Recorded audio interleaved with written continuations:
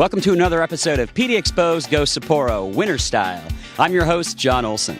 The Sapporo Snow Festival is an amazing festival, one not to be missed. There's something for everybody.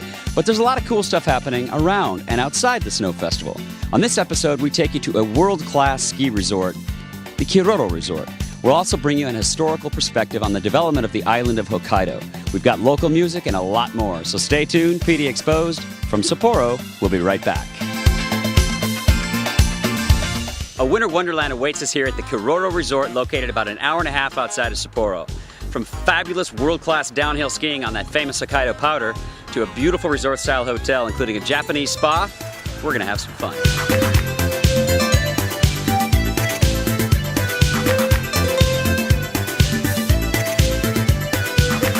When we arrived at the stunning lobby of the beautiful Hotel Piano, we were greeted by friendly Japanese staff and by warm piano music. But there's nobody playing. Let's go check out the rest of the property. Have you ever ridden a cat in the wintertime? Well, if you come to Japan, you can. They have snow cats, specialized cats that you get to ride in the wintertime. I know. Come on. Oh, so this is what they meant by a snow cat. We have these.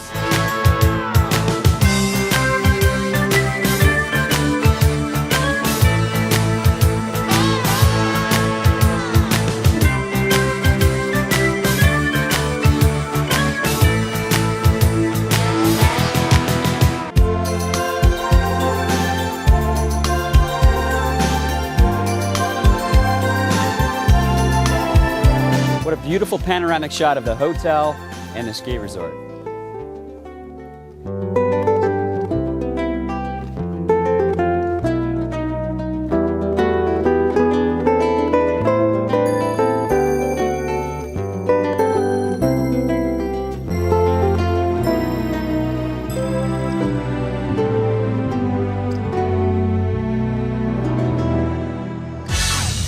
If you forgot something on your way to the resort, no problem. This place has shops for just about everything. Can you guess what's in these?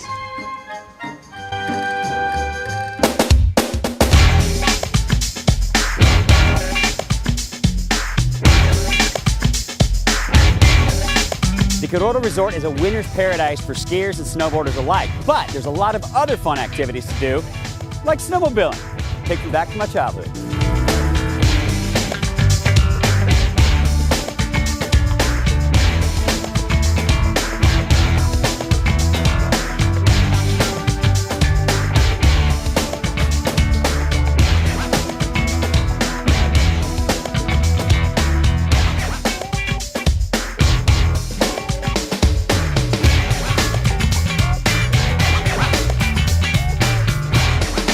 God, I forgot how much I love snowmobiling.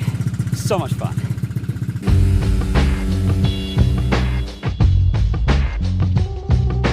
Guess what I'm gonna make?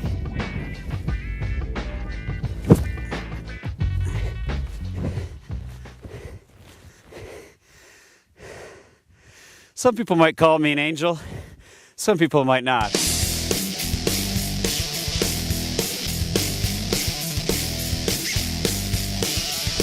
What are you doing, Mike? Oh, all right, game on.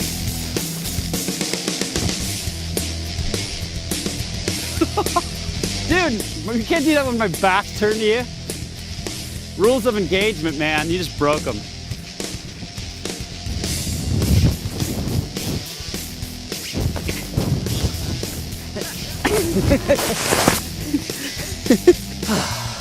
Something about snow just makes you want to be a kid.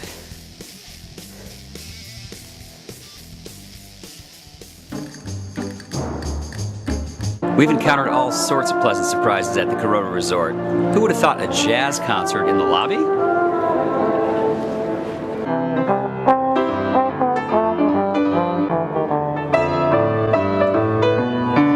To get to the actual ski resort, there's a bus that picks you up right at the hotel, and you're maybe 2 minutes away. Let's go get fitted for skis.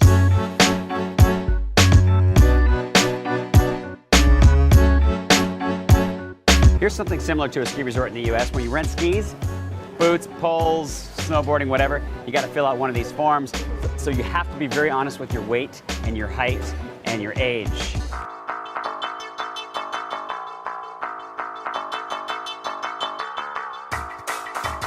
So here's something a little bit different at every ski resort in Japan. This is what the lift passes are. You put them on your arm versus like this one here. I was in Steamboat a couple weeks ago. You put these on your jackets. I think I like it better like this.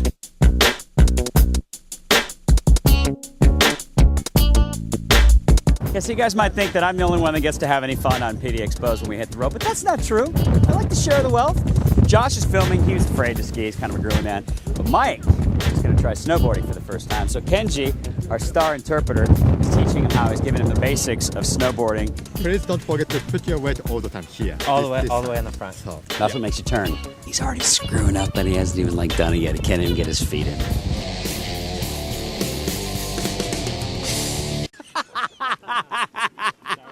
What'd I tell you? What'd I say? I think he's ready for the top of the mountain. Yeah. okay.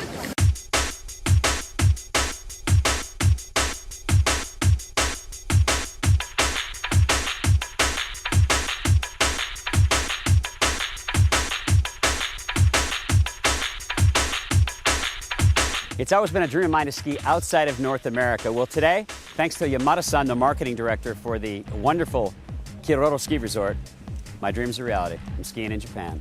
See you at the bottom.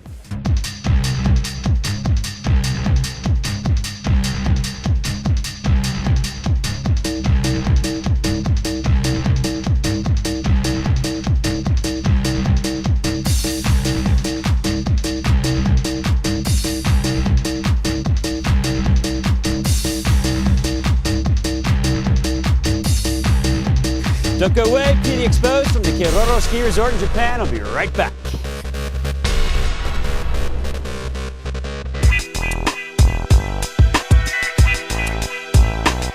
Happy random times! Happy random times. Random time! Yeah!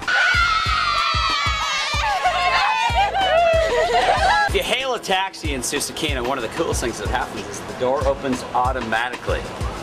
So we're rolling across the street in Susukino and we see this van with this smoke billowing out all over the place. We're like, what the heck is that? They sell sweet potatoes out of the van. Of course we had to check out McDonald's, which is prominently displayed. Looks like this guy's had one too many Big Macs. One of our favorite differences here in Japan is the translation challenges from Japanese to English or vice versa, like this sign right here. Please don't forget your bags and clothes. Okay, I'm in.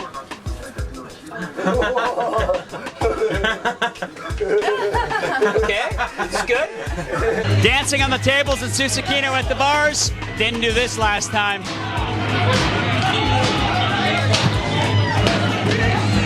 No, you book off.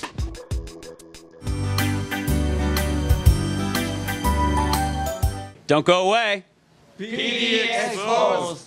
We'll be right back. So snowmobiling, snowcatting, now it's time to have some more fun and games at the snow park. The resort has its own snow park, which is mostly for children, but like you guys already know, I'm already an overgrown kid.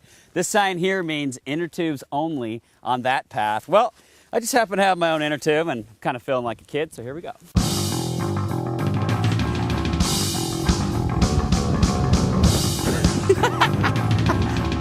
Woohoo!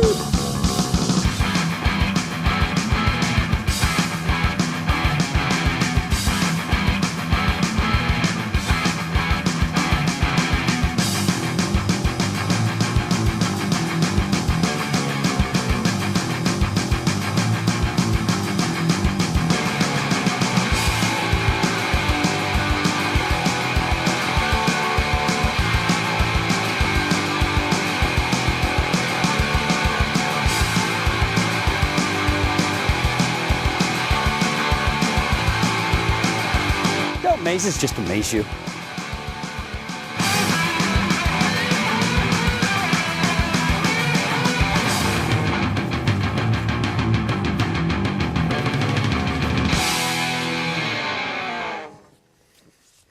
Where were you? Now here's something you don't see every day at a ski resort in the States, a chapel on the resort grounds. This is actually a wedding chapel. People come from all over Japan to have their weddings here at the resort. They do about 50 weddings a year, and the prices range from about 1 million to 2 million yen per wedding package. Now that's about 10,000 to 20,000 bucks. So that's kind of similar too. I'm standing in front of the entrance to ZEG, one of the largest gaming centers of any ski resort in Japan. I'm dying to see what's inside.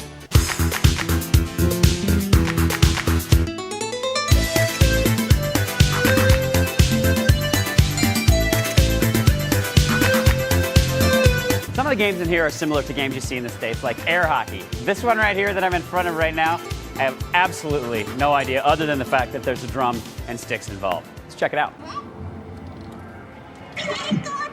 Okay. A 1, a 2, a 1, 2, 3, 4.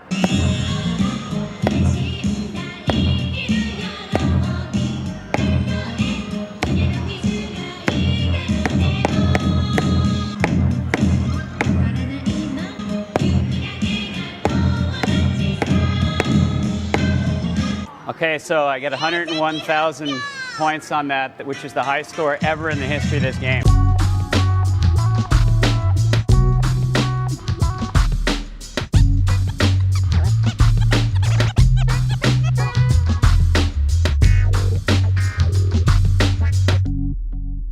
Did you get your deer?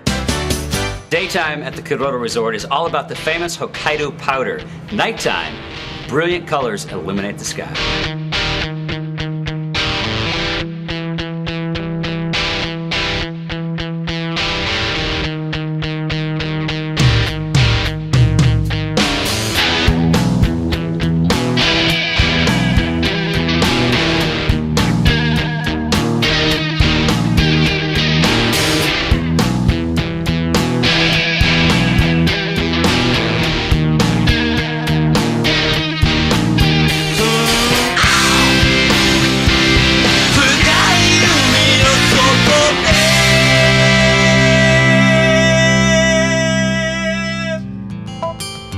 If you're feeling hungry here at the resort, not a problem. We got about a dozen restaurants to choose from. Tonight, our crew's dining at the most traditional Japanese restaurant, Booga. Now, rumor has it not only the food is special, but so is the service.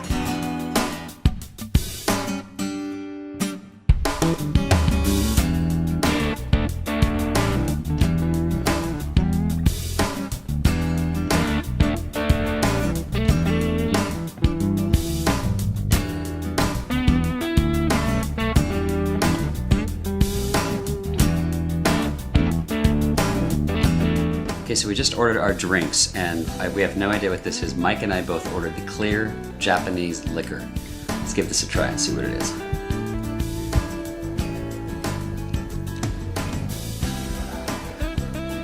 Sake with maybe just a little bit of vodka in it? Who knows? But it's good.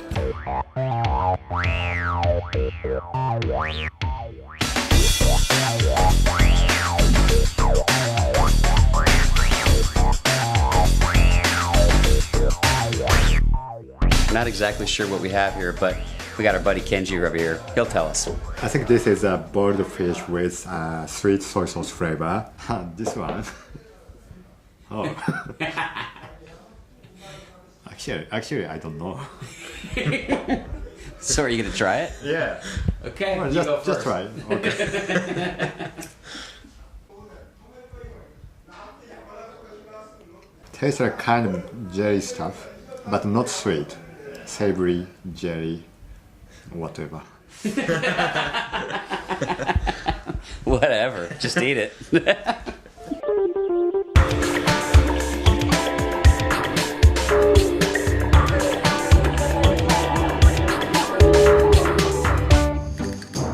Here's something you don't see every day. Hot coffee in a vending machine in a can. I think I'm gonna go with the Georgia Depresso. I'm not so depressed anymore.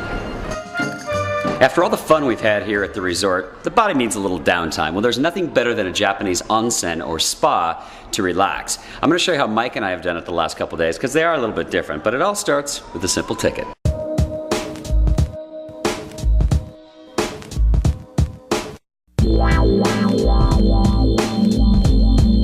We start the relaxation process in the outdoor natural springs. Now, if you remember from our last trip to Japan, how they found out about the healing properties of these waters was they used to watch the animals come down out of the mountains to nurse their wounds.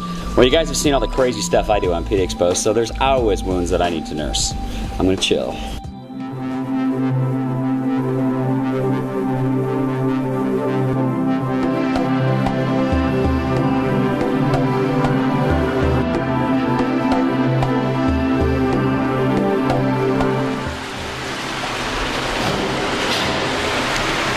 From the outside baths to the inside baths. We have a few different ones to choose from inside, and they all vary in degrees of heat. And there happens to be one ice-cold bath, which I'm not ready for yet. I'm going to this one.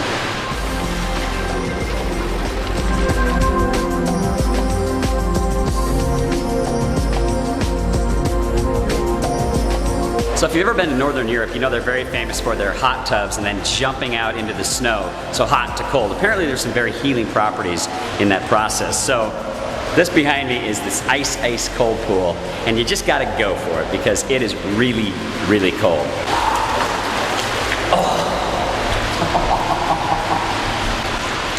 Come on, you guys know the whole shrinkage thing. No?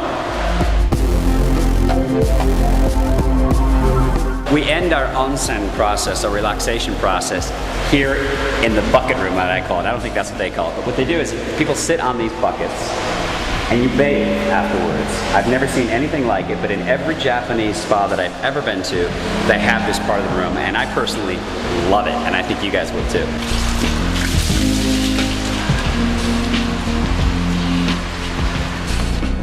Man, I just love the Japanese onsen. If you guys haven't tried it, it's a must. Whereas in our country, our spas are all about people giving you treatments, massages, and facials and pedicures, making you relax, or trying to find a way to make you relax. This spa is all about you finding a way to make yourself relax. If you haven't tried it, I highly recommend it. It's awesome.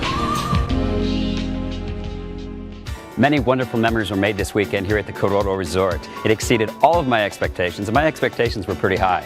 I asked the crew what their highlights were. Mike's highlight was the spa or the onsen, which I completely understand. I thought that was incredibly awesome. Josh's highlight was the game room, which was very visually stimulating.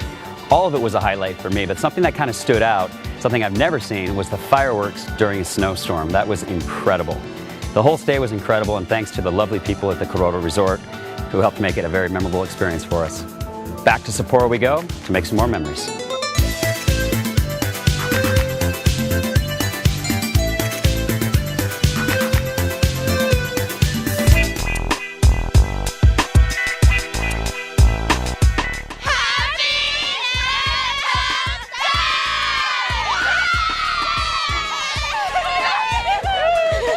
Trying to do like not the same stuff they did last time in Japan.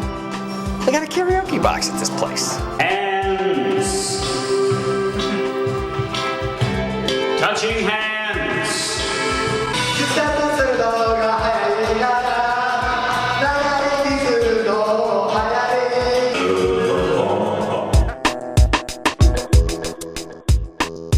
Drinking some beer.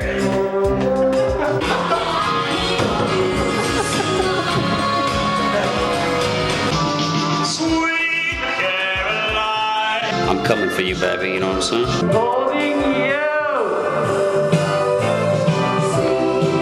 Sweet Caroline! Not very sweet. Where's Caroline? No.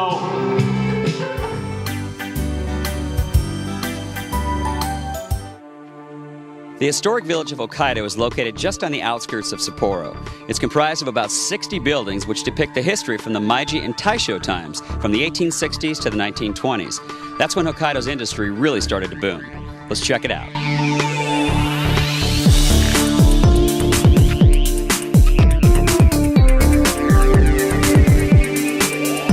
I'm here with Yamato-san, who's the manager of this extremely impressive facility, and our lovely interpreter, Mickey, who's going to help us answer the questions. What is the importance of this open-air museum to the citizens of Hokkaido? This is the only open-air museum in Hokkaido, and you can see the building from the era 19th century, middle of 19th century, and to the early 20th century. I wanted to bring the people from the Hokkaido and to see how the pioneer this age lived in that time.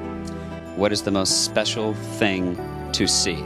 There's 4 blocks, and the town blocks, and the fishing village, and mountain village, and so the fishing village is the most highlight in this village. Thank you so much for having us.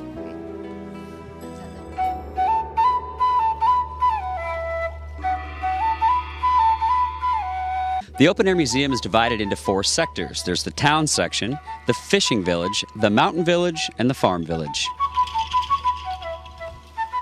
I'm standing in the Sanmasu Buckwheat Noodle Shop. This building was relocated from the port town of Ataru. Over here in the kitchen, they actually used all of these utensils and made the noodles. The rest of the facility was used for meetings and banquets. I like noodles, especially those tasty noodles in Sapporo. Ote!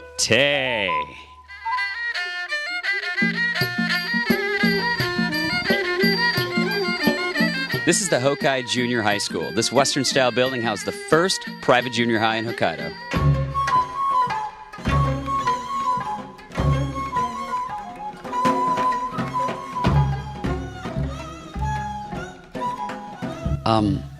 Hi, sumimasen. I'm kind of cold. Do you got any ideas to warm me up? So I was trying to get through to your mom over there, but she wouldn't talk to me. Maybe put a good word in for me there, buddy?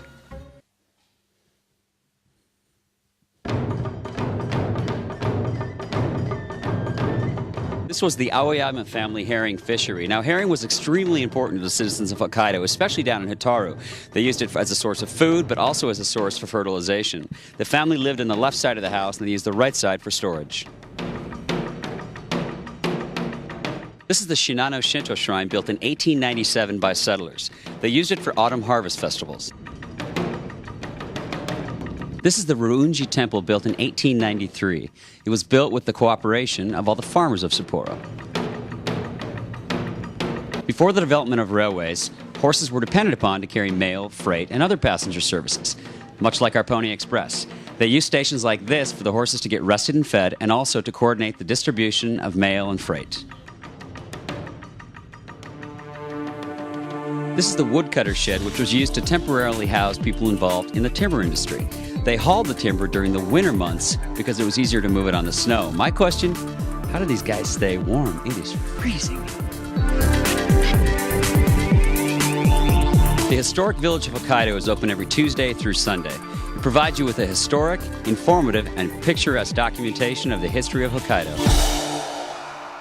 In Portland, we can drown ourselves in awesome live local music every night of the week. Why not in Sapporo? From Bessie Hall, the Drowners.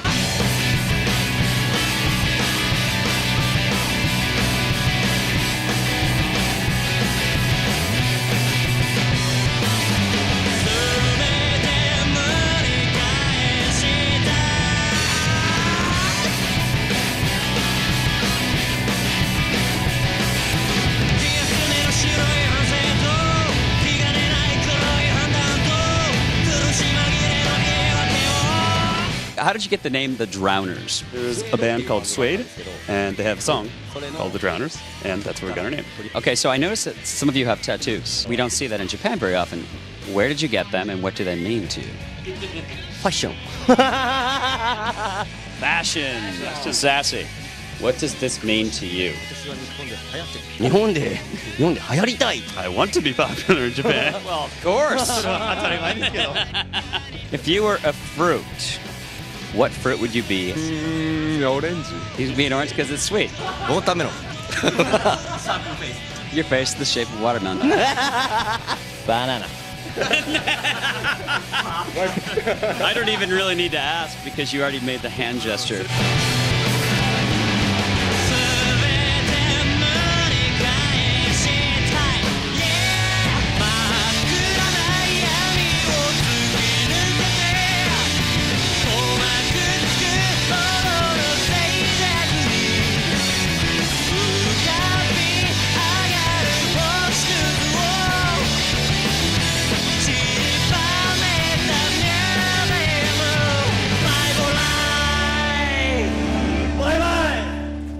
Thanks for joining us, everybody, on another episode of PDXposed from Sapporo. We made many wonderful memories thanks to the Japan National Tourist Organization, the Portland Sapporo Sister City Association, Northwest Airlines, Travel Oregon, and POVA. Thanks also to our local sponsors, American Laser, Comcast, Latitudes, London Influence, and The Showroom.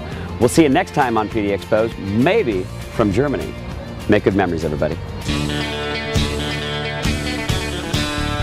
The Japanese people are very efficient. Just check out their gas stations. The pumps come down from the ceiling, so you don't have them down on the floor. That makes a lot of sense. And the prices aren't so bad either. $1.43 for the super duper stuff a gallon?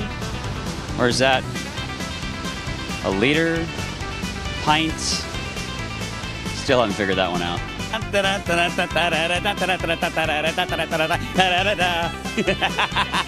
Satoland also doubles as a daycare center. The parents put their children in this maze behind me. A couple hours later, they come out.